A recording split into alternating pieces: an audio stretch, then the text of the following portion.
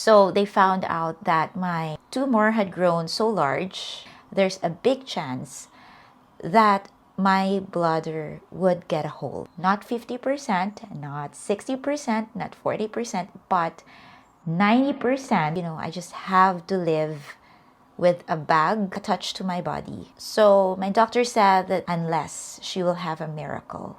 So thinking that I have to live with that bag attached to my body, I just cannot imagine living in that life. I actually prayed that day and I said, God, I am surrendering this to you. And I just believe that nothing is impossible with you. Something major happened, a reaction that we never expected. It almost cost me my life. It still gives me chills just thinking about it. The hospital was really like on high alert, looking after my organs. Every day I have a lot of tests. I turned to Paul. I said, I know that you don't believe in miracles or stuff like this because he doesn't have any religion. Moment, I swear, I felt God speaking to me. Not just me, but through me. He was moving even in the heart of someone who doesn't usually believe, just like my husband.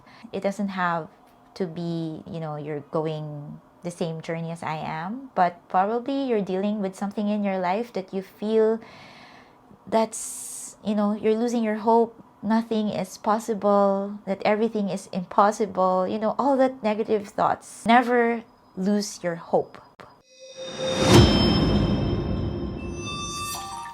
Since it's the Lenten season, I wanted to open up something that's deeply personal. Something I don't always talk about in detail. In fact, very few people knows about this. But today I'm letting you in because maybe someone out there needs to hear this. And I wanted to talk about faith, about miracles. Because yes, I believe in miracles. And not just the big dramatic ones, but the quiet, unexplainable moments that shift everything. Ever since I was a kid, I've always believed that the impossible things could be possible, and I never doubted that. But when I was diagnosed with stage 4 cancer, I didn't just hold on to that faith. I clung to it. Stage 4 is no joke. Fear creeps in, even if you're the strongest person you think you could ever be. But I held on to something stronger, and that is my faith. And in the midst of that fear, I witnessed miracles. Not one, but more. Now I wanted to share with you some of the miracles I experienced throughout this journey. I used to call them my little miracles, but I've changed how I see that because a miracle is a miracle, no matter how small it seems. So now, let me take you back. I remember when my radiotherapy was suddenly rescheduled to a 1 a.m. slot. They gave me a slot at 1 a.m.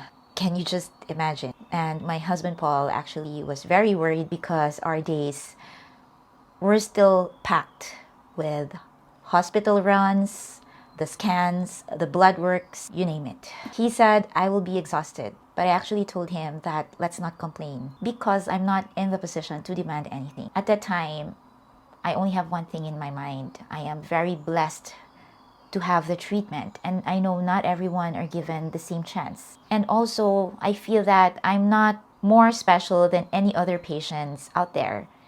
In fact, most of the patients, they're actually older than me. And if we come to think of it, we're all patients. We all, go there for treatment. So I cannot expect myself to be someone special or at least specially treated just because I'm a foreigner. So we followed quietly, gratefully, even though it was really at the time, it was really a very tiring times. After my 3 sessions, my doctor recommended adding an IV treatment, which is gonna go about 3 times a week to help me manage the effects of the therapy. When we told her that our schedule have changed and we've been going there every 1 o'clock in the morning. She said, "Oh, I didn't know that, but that is not my department and I cannot control anything from there, how they schedule the patients." But she said, "Let me try if I can do something." 2 hours later, we got a call. My schedule was actually changed to a daily afternoon sessions. And just like that, we did not ask for anything. We did not complain. We did not request. We just simply followed. And at the time, I looked at Paul and I just said, "See, sometimes you just have to go with the flow. And you just always have to keep that grateful heart." But then, that's why back then, I would call that my little miracles. You know, the little stuff that seemed too impossible. And then, you know, the universe or God just, you know, they just work it out for you. Then came the harder part.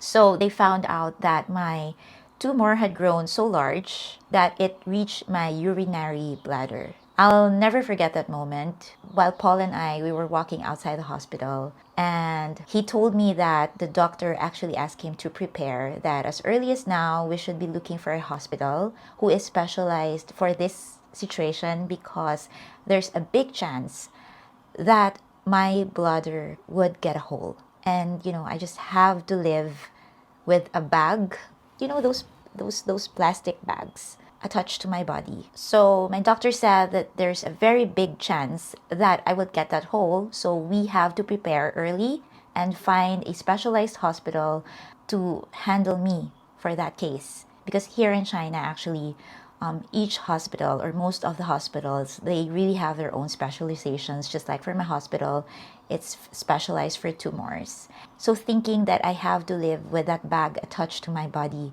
you know, I just cannot imagine living in that life. So that moment, while Paul was explaining to me, I actually stopped him mid-sentence and said, let's not talk about this.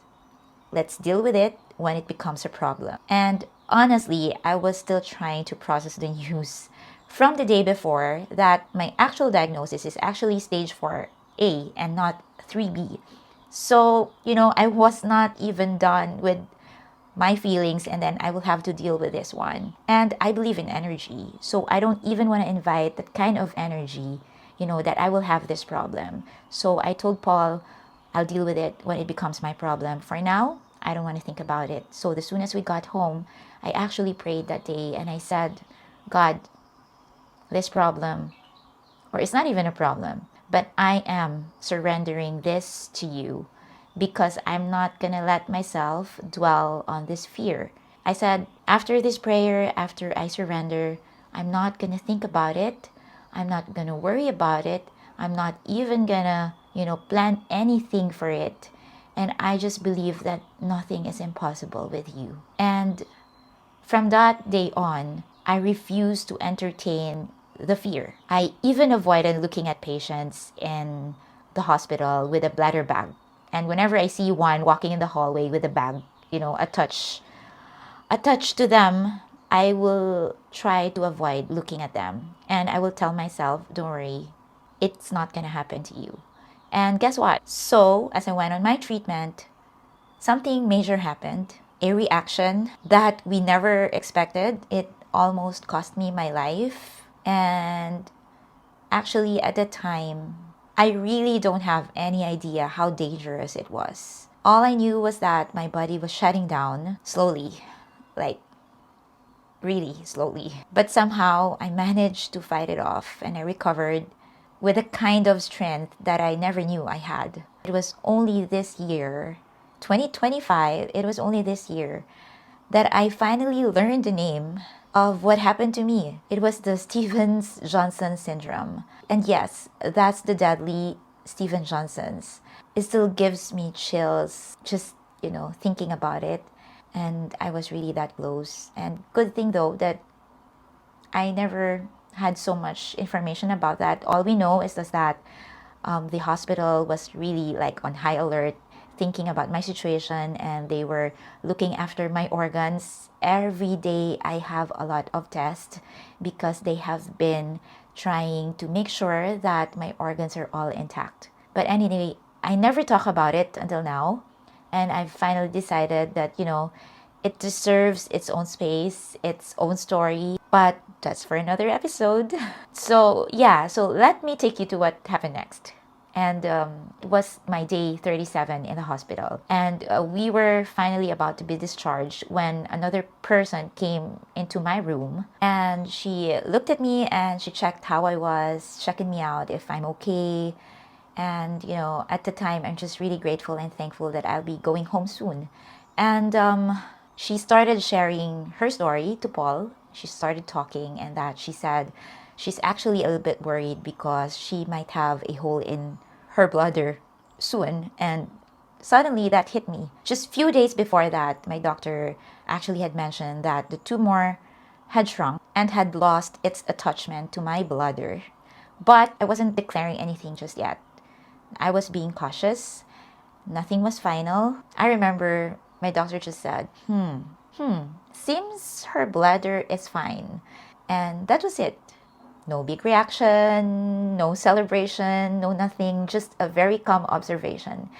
But then this patient said something that stopped me cold. She said, "Did you know that you guys have to listen to this, 90%, not 50%, not 60%, not 40%, but 90%, 90% chance of developing a hole when the tumor reaches your bladder." Guys, that's 90% chance that you will get a hole in your bladder once the tumor reach. Like for my case, this is my bladder and the tumor is already inside. And when Paul told me that, I'm like, "Are you sure about it?" And he's like, "Yes, remember that day I was trying to explain to you, but you stopped me and I stopped talking and I stopped explaining. So I wasn't able to really explain everything.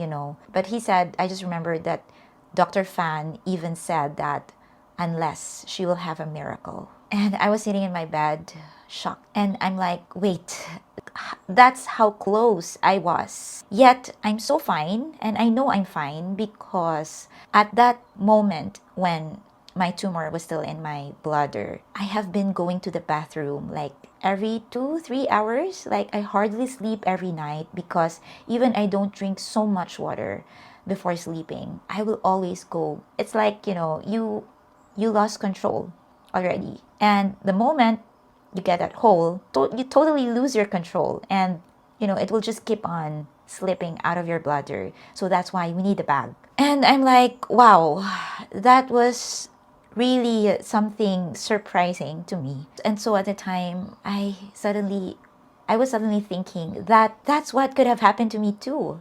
And just like the other patients I've seen walking around with that bag permanently attached to their side. But I was okay. I did not need one. And at that very moment, whenever I go to the bathroom, it will take me like 6 hours, 7 hours already. The gap has really improved a lot. I know that my bladder was fine. That's when I noticed it. And how my doctor even seemed a bit puzzled. It almost surprised by how well things turned out. And at the time, I recalled that, I turned to Paul and I told him, "Hey, look me in the eye." And I said, "I know that you don't believe in miracles or stuff like this," because he doesn't have any religion. But I said, "I wanted to ask you something. Do you believe in miracles now?" And he just smiled and he just nodded slowly like this. And I said, "No, I need to hear your answer. It's just a yes or a no." And he looked at me and he said yes with a smile. And in that moment, I swear, I felt God speaking to me. Not just me, but through me. He was moving even in the heart of someone who doesn't usually believe, just like my husband. Yes, I had a miracle. And at the time, I just couldn't stop smiling, just like this I'm having right now, because I'm trying to recall that feeling, that moment. I feel it was just so magical. And I couldn't stop thanking God at that time because I knew that wasn't a coincidence. That wasn't luck. That was grace. That was divine. Now, I was just grateful that my bladder was saved. That was more than enough. And I told God, I won't ask for more. I'm just grateful. But if one more miracle happens, I promise that I will fulfill my mission and I will definitely start celebrate every breath. And yes, that was the deal. And not long after that, I got that miracle again. I was declared cancer free just in about 3 weeks' time, 2 to 3 weeks' time. And can you just imagine that after everything, after the tumor, the near fatal reaction, it was, the Steven Johnson syndrome, one of the most dangerous conditions out there. It wasn't just recovery, it was really divine intervention. And in fact, at the time, before declaring cancer free, I was not really asking too much. Actually, I was ready for whatever result that, may come. And again, I just surrendered at the time because 2 weeks prior to the declaration, we knew that I still have very little tumor inside me. So it's not yet cleared. But, I said, I will embrace whatever he will give me. I'm already very, very grateful that I don't have to deal with my bladder, or at least that bag, with me wherever I go. That's really gonna be a lot stressful for me. So yes, but that was just divine intervention, and I kept my promise. Even with limited time, I launched Celebrate Every Breath last year because and I know that was my mission. That was part of my miracle because I prayed that, if I won't be cancer free, then definitely, of course, I will have to deal with my tumor once again. I cannot concentrate. I have to prioritize my health, and probably after that, I will have to deal with the Celebrate Every Breath. But if I will be cancer free and if the tumor is gone, definitely I will have a head start. And I know that today I'm facing another battle. I have the lymph nodes in my chest and my liver. But I really just believe that each phase of our life comes with a challenge for a reason, for a new purpose. And I really embraced it. So guys, if you're listening to this, it doesn't have